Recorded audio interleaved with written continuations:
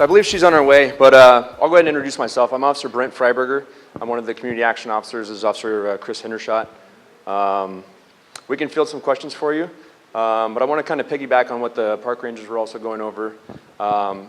It's really nice weather outside right now. People are hiking, going out and enjoying the activities. So one of the trends that we've seen going on is there's a lot more property crime as far as vehicle break-ins, just people leaving things in their cars. So we started researching some of that. We were seeing that there were a few people that were hitting the trailheads north of the mountain, the new Pima Canyon trailhead, kind of daily. So we started looking into that. One of the success stories were that we were able to arrest one of the suspects that was responsible for probably 80 burglaries that occurred in the past year. But one point I want to hit is a lot of the burglaries, they're not being called in.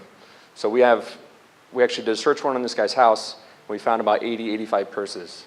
So we were able to identify maybe 10 to 15 of the victims, but a lot of the people, we don't know who the stuff belongs to.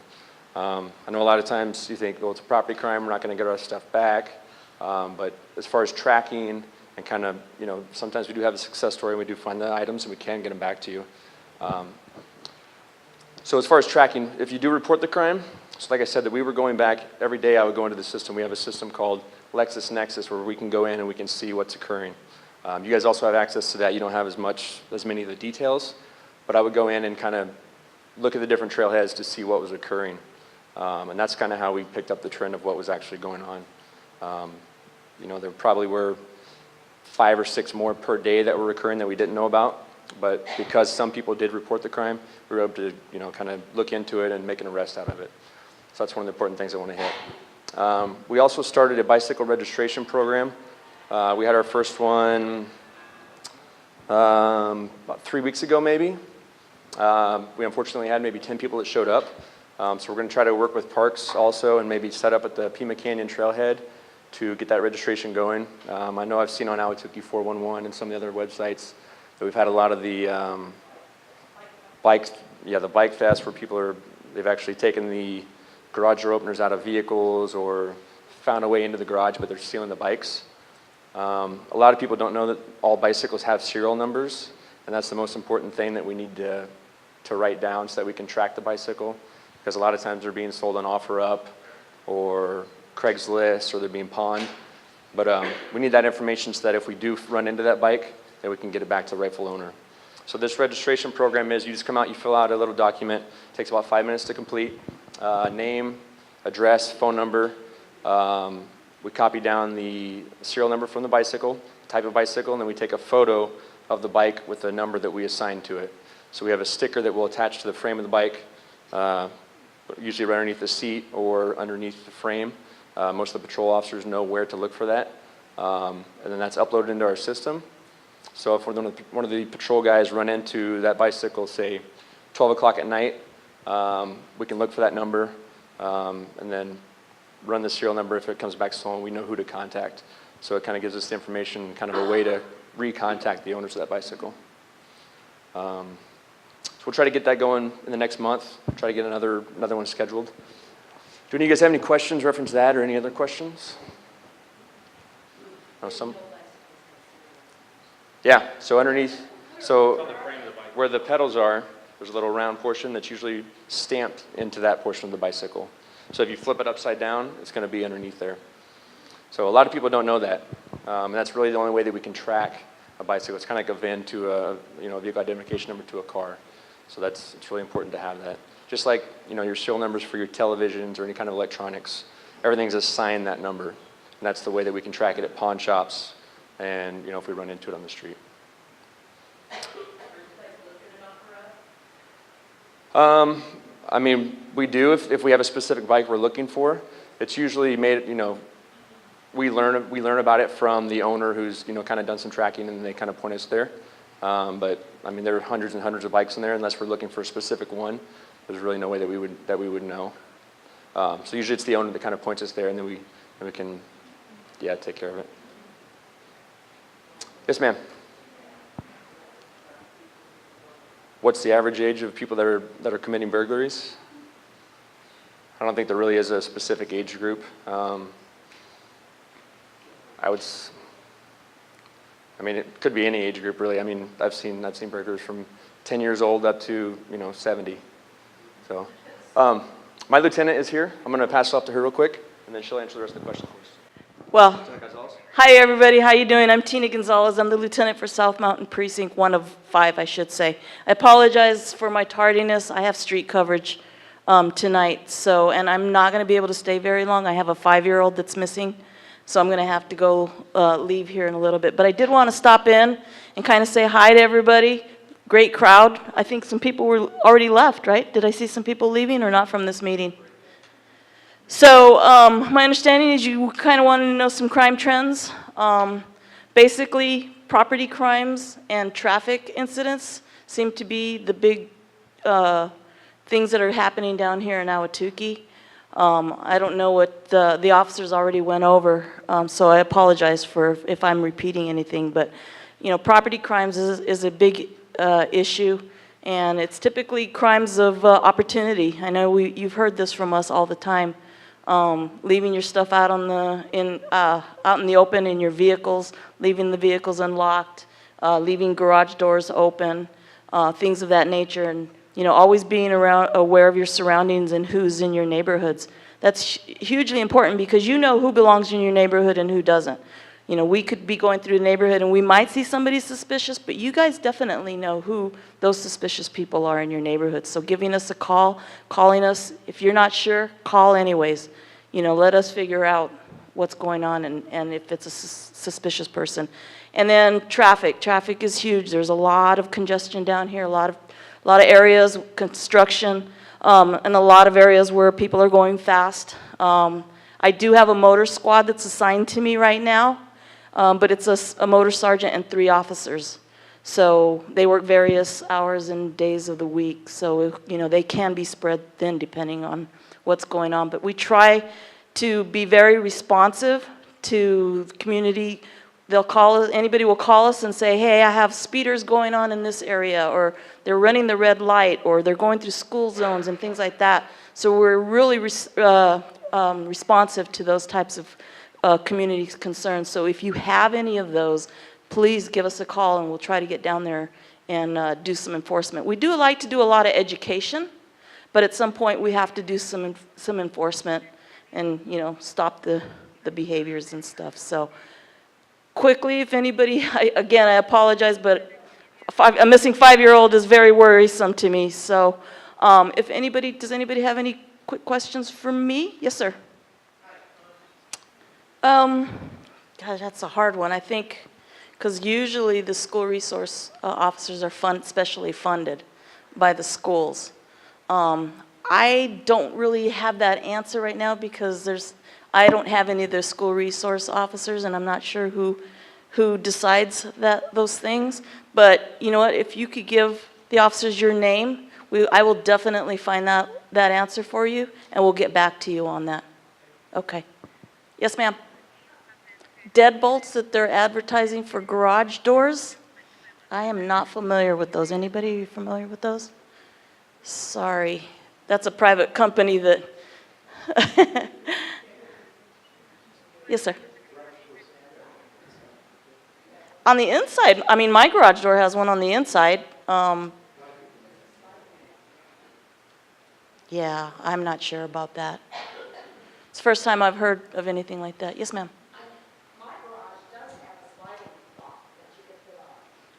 Yeah, mine has a little pipe thing that you can lock it in there. Obviously, you can't open it with your garage door opener, so. But you know what? Honestly, ma'am, most of the time when we have burglaries, it's because we've left our garage door open. Either and I've done it a couple of times. I've left, and thankfully I have good neighbors, which hopefully you have good neighbors. And they're texting me saying, hey, Tina, your garage door is open. Is it supposed to be? And so they'll close it for me. And I've done the same thing for my neighbors, too, because it happens. We get in a rush. So I have to really mentally make that a point to sit in my carport and watch the garage go down and make sure it stays down, because sometimes it'll pop open. But usually that's what people are doing. They're driving around the neighborhoods in their cars, and they're just looking for easy targets. whether it's packages on your doorstep, whether it's an open garage, whether they're going down the street and they're just pulling up on your door handle. If it's locked, they're going to go to the next one.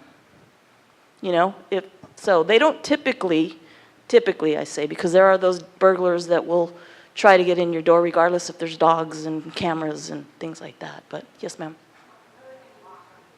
Yeah, did everybody hear what she said?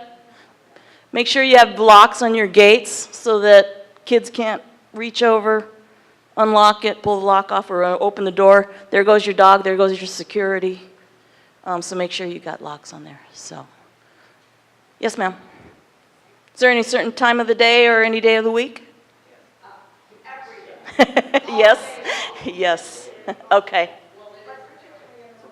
Mornings, rush hour in the morning and rush hour in the evening.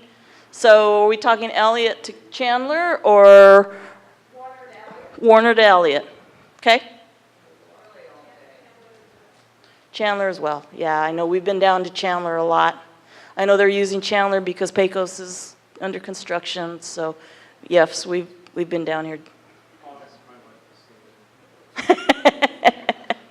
Well, and that's a good point, because you have to understand that if you live in a community and you have speeders, there are people that are going through speeding through your neighborhoods, you have to understand that everybody that's violating those laws are going to get stopped.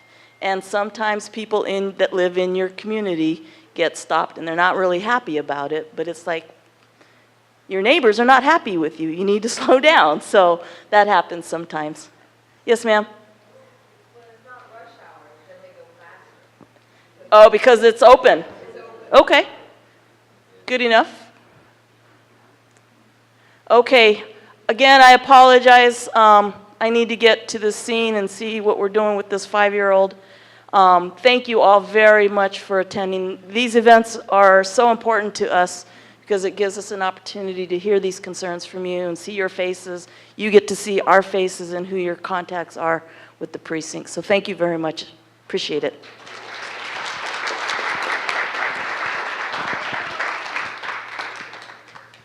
Did you guys have any other questions that you'd like for me to field? Yes. Yes, ma'am. Yes.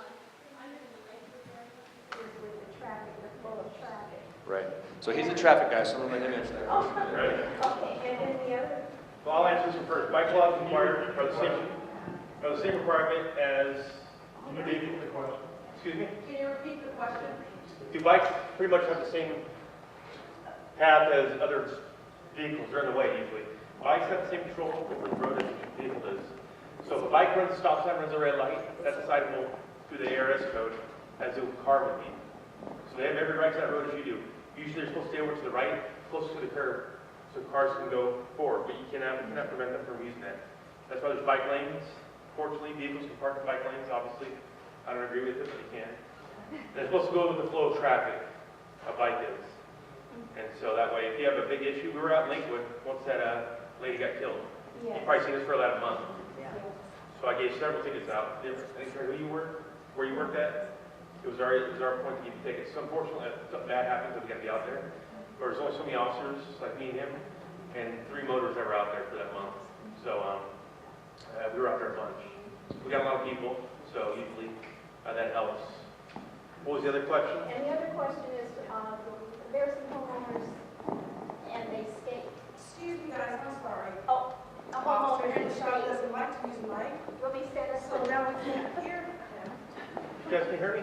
But this, we have someone that's offering up a mic, so if you guys can please use the mic, that everybody can hear. Can you hear me? Testing. 1, 2, 3. There's about 4 neighbors, and when they're skating in the flow of traffic. 2 are in, maybe 2 or maybe in the bike lane, and the other 2 are skating in the street with the flow of traffic. Is that acceptable? They're not supposed to be in the street at all. There's an old code back in the 70s, which you're not supposed to, I forgot the actual name of it, but we did cite it before, which is downtown. They were skating on the private property or through the Phoenix property. We decided it, and they got convictions for it.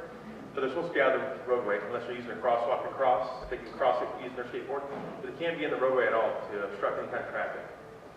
So if you call 911, it's going to be a priority 3 call, which is the lowest priority out of 1, 2, 3. And also, if you do call, we have to come, regardless of how long it takes.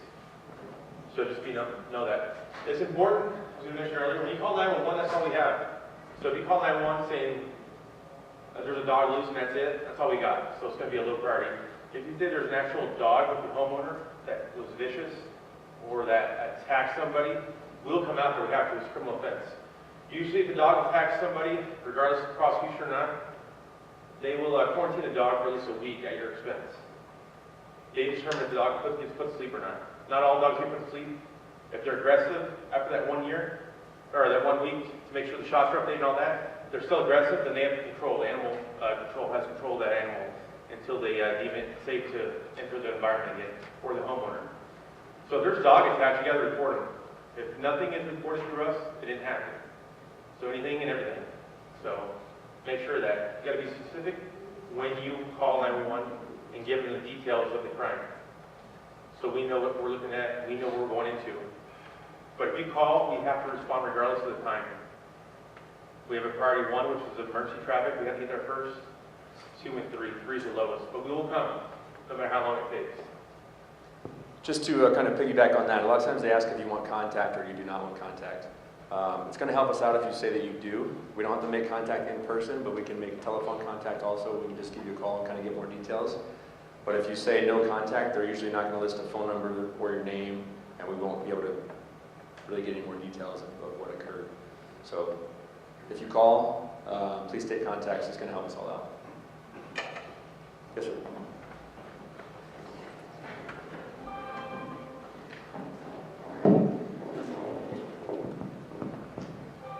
Okay, I guess it's just a comment about school resource officers. I know that schools' budgets are tight now and they can't afford school resource officers anymore. It's just out of sight. But I'd like to ask, does the Phoenix Police Department contract or for private duty for, say, part-time or officers to go to a school once or twice a week, where they're paying at a private duty rate? So I personally, to answer that question, I personally work off-duty at a school at North Point Prep over in the West Valley, 43rd Avenue in Peoria. So that would not be my normal work schedule. It's not through the city, but it's something that's contracted through the school where they have us come out for so many hours throughout the week. I don't think that's anything that the police department would coordinate. That would have to be through the school. Again, with the budget issues that are going on. So I mean, it is possible, but that would be something that would have to be initiated by the school.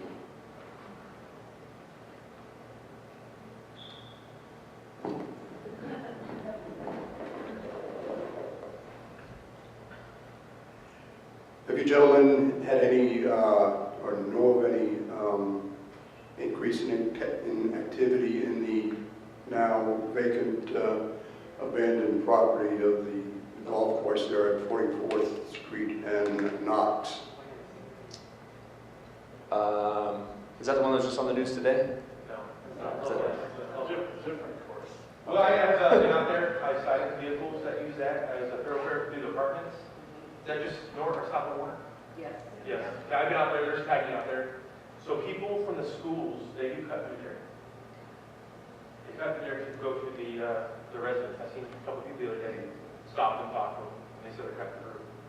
It's a private owner. We had no contact with them. I didn't contact the manager of the owner who owns that property.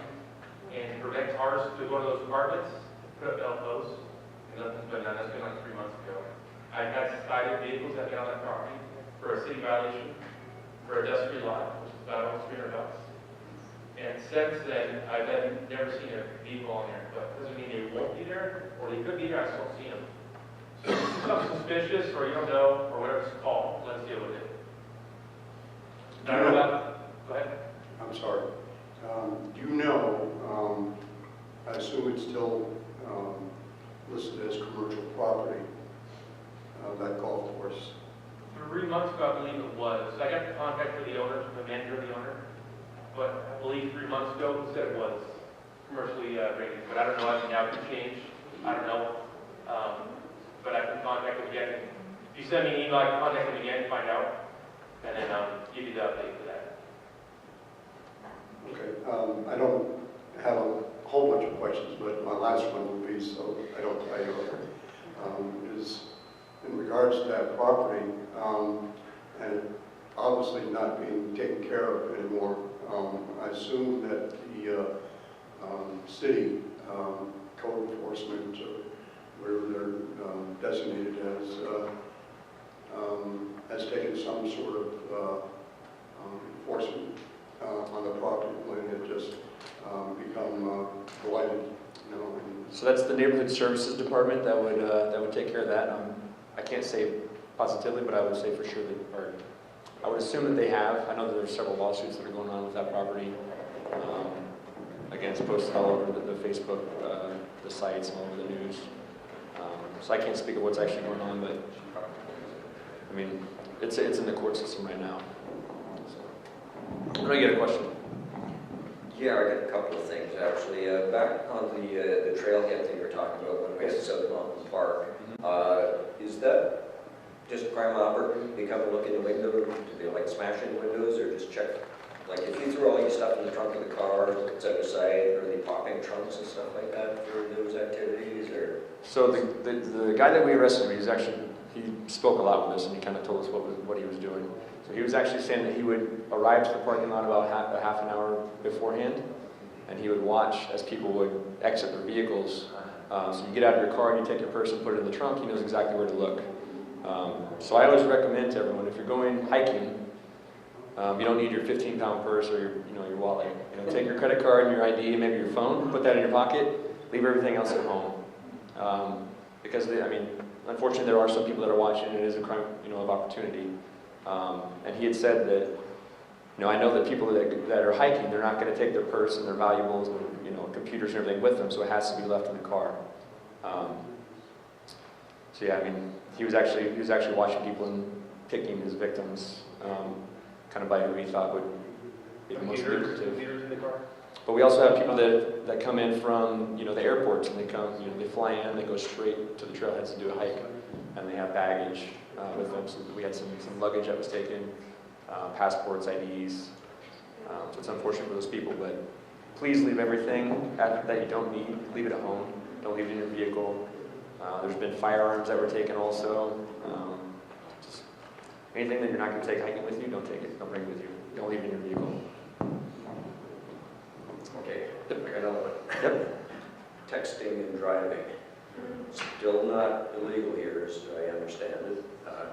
We're just winter residents, so we live in 2 different cities. Right. Is there, I heard something about something you can take it on, whether inattentive driving or something along that line? Is that? Texting and driving is illegal in Phoenix. It's been illegal for at least 2 years. Is it? I've cited a handful of people. It's hard to conviction to get though. It's a city code thing. It's a city code, so it's hard to conviction to get. Actually, you send out the message when you pull the person over. But talking on the Talking on the phone, phone like is this is okay, fine. just not texting. Just not Okay. texting. It's only illegal. Well, you might try in our other city. The police actually, they had a guy ride on one of the city buses, and you could look down into the cars and watch people texting on the radio, and then another car following them, and issue them tickets. So. You can text while you're at a stoplight or stop sign or whatever. You just can't do it as your car's in motion. Oh yeah, check wherever you guys go, vacation, wherever you live at. Yeah. Check your city codes, go to the police department to find out what's legal, or when you go on vacation, so forth and so on. But here, just texting is only illegal. I've also heard that some have, I don't know what motor it was, but that were issuing speeding tickets for texting. It's just speed greater than reasonable and prudent. So if you're on your phone, you could argue that it would be unreasonable to be traveling 50 miles an hour down the road while texting. So I know that they were giving out some citations for that. That'd be a special incident, but Same thing with that dogs can and occur. laps when you're driving. That could be the same code. It's the same as a regular speeding Even though you're ticket. not actually speeding. One more quick question. Can I just follow up on that? But you said city of Phoenix. City code, yeah. What about Mesa, So, Tennessee, Chandler, we work with- Colbert? What are we talking We work for Phoenix. This is all Phoenix.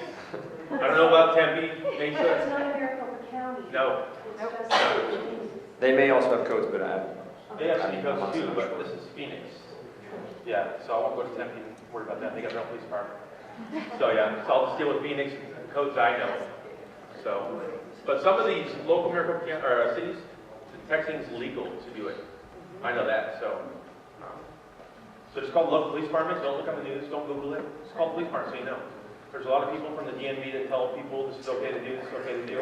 Or you can wait 2 months after you get insurance, before you get insurance. So on and so on. No. So call the police department if you have any questions regarding the laws. Don't let MVD answer it for you. Don't Google it. Let us know, and then we can answer your question. Okay, one more question. You're making a left-hand turn from a single turning lane into a multi-lane street. Yes. Is it legal to somebody that's behind you to pass you as you're going around the Yes. corner? Yes. Really? When you make a left, you have to go in the first available lane, which would be the closest oncoming traffic. Yeah. But virtually everybody here, if there's 3 lanes, goes to the far outside lane. it Yeah. seems. They got to go the first one, then they got to get over. Yeah, it doesn't happen. Yeah, I know. Never. So we get people write citations the way in time. So none of us can follow laws, regardless if it's a city of 10 or a million. This is the way it is. No, it's not. Anything else? I don't know what you mean. So not a, Is there a street, like a big street there? Or is it no street at all? Oh, there's a street, Right there? or there's the wash. If there's no street there, you can't cross there. You gotta go nearest crosswalk. Even though you gotta walk. cross mid-block. Yeah. You're not supposed to cross the mid-block if there's an intersection nearby. The side streets that intersect 48, but there are crosswalks. Oh, if there's, like I said, if there's streets there, big enough streets, and this side, it's legally crossed there, yeah. When there's a street. Correct. Yeah, if there's no street, you can't cross. You don't have to go. Even though there's no crosswalk, yeah. Correct. Cross the light and then have to. Correct. As long as there's streets that intersect that, you can go that. Hypothetically, there would be a crosswalk there, but it's not. that's not considered jaywalking. No, jaywalking, you gotta actually walk between 2 signalized intersections. Stop sign or light, that would be 2, without a street being involved in between those. That's considered jaywalking. so it'd be like downtown. The code you would think of would be, I forgot the name of it, but it's not usually crosswalk where a crosswalk is supposed to be at. So it's a name for it, I forgot. That's the other one you would use for that. But jaywalking, we'll see down here, there's 2 intersecting streets along those 2 signalized intersections or intersections in general, stop sign or light. So as long as there's a street, I can go. Correct, both sides, yeah. So you can't break the law. When it's safe. When it's safe, yeah. So you're good. Yes, sir.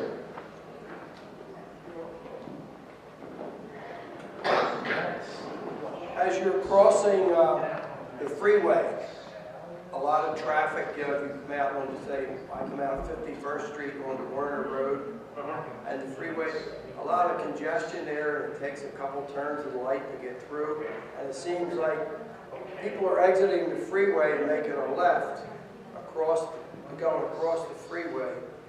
By the time the people come off the freeway, the lights change green for the people on Werner Road, and there's nowhere to go. Is there any way the state or somebody could retime those lights so there's not that congestion? The lights are terrible. I think the problem is a lot of people try to sneak through on that yellow light, and they get clogged up. You gotta get with the Department of Transportation on that, I believe, for the lights, Yeah. if I'm not mistaken, that. It just seems like a big volume. You know, there's too much volume Sure. there, the way the lights are timed. I don't know if there's any way they can retime them, but it's like Or have one go longer. it's like gridlock. Yeah, you gotta have I think, is it Arizona Department of Transportation? Or is it state? Or it's still state, but I'll try with them first, see if they can lead you the right way. But I would see if they can retime it, so a certain area goes longer than the other area. They can retime it, so. Okay, thank you. You're welcome. Do you have any more questions?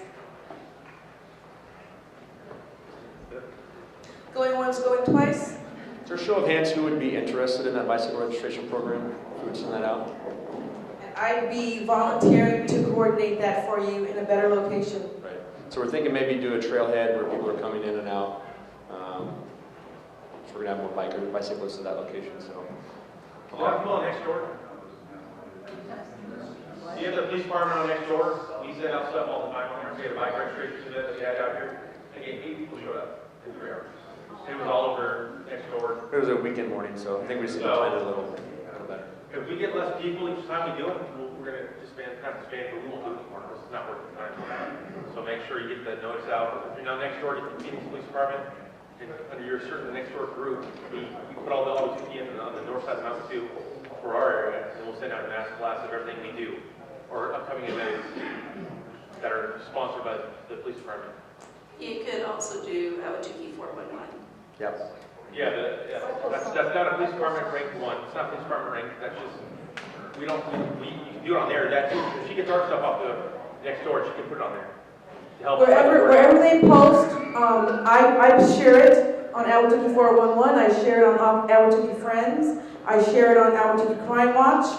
I share it on Tukee Bulletin Board. You guys are a member of all these groups, but I share it on Nextdoor if it's someplace else. FYI, my Facebook account was disabled, so I'm working under my husband's profile, and that's Doug Buckley. So I'm Doug Buckley on Facebook. I would just recommend starting it up again in the fall for the registrations. I think you're talking to a lot of snowbirds, and it might be a waste of your time to do it during the summer months. What's that? To the bicycle registration. Sure. And these guys might not go to the grill etching. Do you offer the VIN etching? We're going to start doing it. She's having an event coming up for, she can say, what is it, the Arizona Department of the VIN etching event thing? Oh, we're looking at, that's the Arizona Auto Theft Authority. That's going to be the VIN etching. We're looking at May 5th, but it's going to be a Saturday to try to coordinate with South Mountain Precinct, our CAOs. VIN etching on your windshield? Of the vehicles, yes. They get replaced like once. Well, they go on all the windows, side windows, whatever. Oh. And also your Not just the front. your sliding rooftop also. It goes up five places, wherever you want it, you put it, but and you can get a discount insurance sometimes. Depends on the insurance company you have. The newer cars now, I think from like 3 years ago, they all have those windows. So you'll see them. Do you see a reduction of stolen vehicles in this area? What's the question? Well, Have you seen a reduction in stolen vehicles in this area? For the foothills, I did a crime analysis there for a block watch. For the foothills, they had, for 16 and 17, they had total like 14 in those 2 years. So we do crime stats for certain areas. The bigger it gets, the harder it gets, and it's going to be impossible to get it all in conjunction to one. But is that less than what it was, say, 2 years before that? 16 and 17 went up by 2 vehicles to 17, and then 16 had 2 less. But thefts went down like 8. So it's a hit and miss. So it's just, I think in the foothills, I think it's really low. But obviously, the nicer area you live in, then obviously, the more stuff people want, they watch you, and they want it. If they're going to get it, they're going to get it. Let's put it that way. But you got to prevent yourself from being a victim by locking your doors, keeping your purchases out of sight, so forth and so on. Alarms in your houses, cameras, anything to protect it. If you don't have an alarm in the house, put a stick in there for wherever that says home security off, whatever, Volta or AC or whatever they call it. And just leave that, even though you don't have one, just leave it there. They might go on the next one. They're like, oh, there's nothing here, but they'll watch it for a few times to make sure. Okay, this is going to be the last question of the night. Then we're going to take a break to complete the surveys. I really would like you guys to get that done for me tonight. Thank you. I'm out of town. Can you explain what VIN etching is? VIN etching is pretty much, it puts your VIN based on a electronic device. It clicks it on your main VIN, on your door panel. It registers it through a computer, and then it prints out these little small paper things like this. And you put on the windows, and you put I don't know what It's the an name acid. is. It's an An acid. acid on it, and it puts your VIN on the windshield, your whole VIN. What does that accomplish? So if someone takes your car, replaces the window, or parks it out, then your VIN will be on a different car. So something, something's going to go on to somehow, you got a clue there. So usually we'll check the windows, check the doors. In every car, there's several hidden areas where your VIN is. Some are under the seat, some are under the floorboards, some are on the blocks of the engines, some are on the frame of the car. Just depends what year. You can Google whatever year your car is, and you can find out from the internet which spots your VIN is actually at. So it just helps us. It's not saying it prevents anything, but it just helps us. It just engraves it into the windows. I knew there were numbers on the car, different locations. And I know there was one up on the dashboard. Correct. So these go on the actual windows, of all 5 windows. Or 6, whatever you do. It's up to you on how many you want. If you want one upstairs, we do it on the front. So that gets replaced to the track, but the side ones might last longer. So I usually do them on the front, the side, and the back. All right, thank you guys. Thank you very much. Thank you.